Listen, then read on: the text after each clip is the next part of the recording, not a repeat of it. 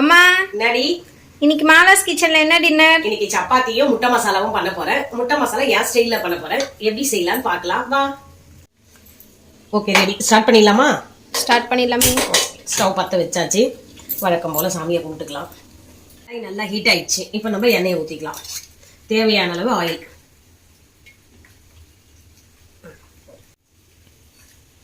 எண்ணெய் காஞ்சிச்சு. இப்போ கடுகு போட்டுக்கலாம்.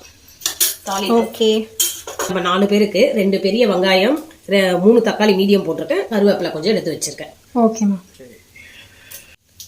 கடுகு பொரிஞ்சிச்சு. இப்போ கருவேப்பிலை ஆனியன் ஆட் பண்ணிக்கலாம்.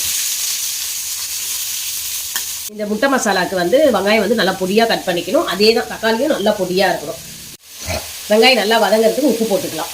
நல்லா வதங்கணும். இதுக்கு வெங்காயம் நல்லா வதங்கிடுச்சு. இப்போ நம்ம தக்காளி ஆட் பண்ணிக்கலாம்.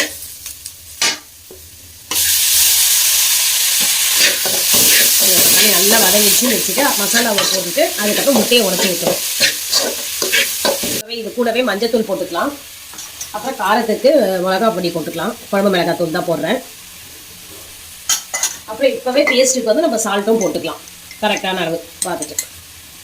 இப்போ இது எல்லாமே நல்லா வதங்கணும். இந்த மசாலா நல்லா இப்போ வதங்கிடுச்சு. இப்போ முட்டையை உடச்சி ஊற்றினா 2 நிமிஷத்தில் நல்லா முட்டையை கலரி விட்டு வச்சுக்கலாம். முட்டை மசாலா ரெடி ஆகிடும். மசாலா இப்போ நல்லா வதங்கிடுச்சு. இப்போ முட்டையை ஆட் பண்ணிக்கலாம். இதில் இந்த மசாலா எத்தனையுமே இது எண்ணெயிலேயே தான் வதங்கணும். இதுக்கு தண்ணியை ஆட் பண்ணக்கூடாது. அப்போ தான் அந்த டேஸ்ட் ரொம்ப நல்லா இருக்கும்.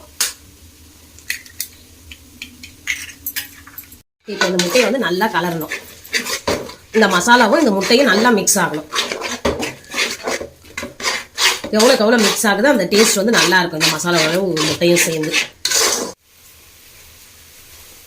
முட்டை மசாலா ரெடி ஆயிடுச்சுன்னு எப்படி பார்க்கணும்னு பார்த்தீங்கன்னா, முட்டை மசாலா இப்படி கரண்டில் எடுத்து இப்படி ஆட்டி விட்டிங்கன்னா எல்லாம் உதிரியாக விழணும். முட்டையும் மசாலாவும் தனித்தனியாக. இதுதான் பக்குவம்.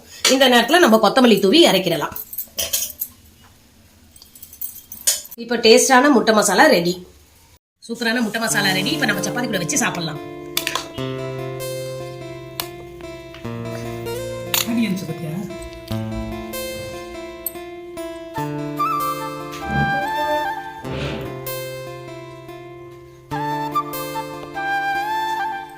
நம்ம நல்லா இருக்கா?